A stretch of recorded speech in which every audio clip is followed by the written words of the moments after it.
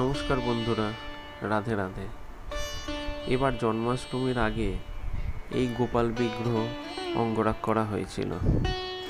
আপনারা দেখলেই বুঝতে পারবেন যে এটি সম্পূর্ণরূপে বাংলার সাবেকি ধারার অঙ্গরাগ শৈলীতে অঙ্গরাগ করা হয়েছে।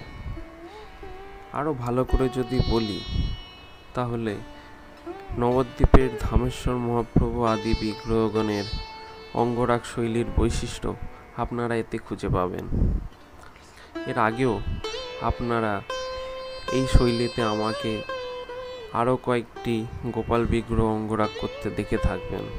সুতরাং এই গোপাল বিগ্রহের অঙ্গরাগটিও কেমন হয়েছে সেটি কমেন্টে জানাতে ভুলবেন না। আর এই অঙ্গরাগটি কী করে করা হয়েছে সেটি জানতে হলে ডেসক্রিপশানে দেওয়া লিঙ্কে গিয়ে টিউটোরিয়াল ভিডিও ফলো করুন। ধন্যবাদ।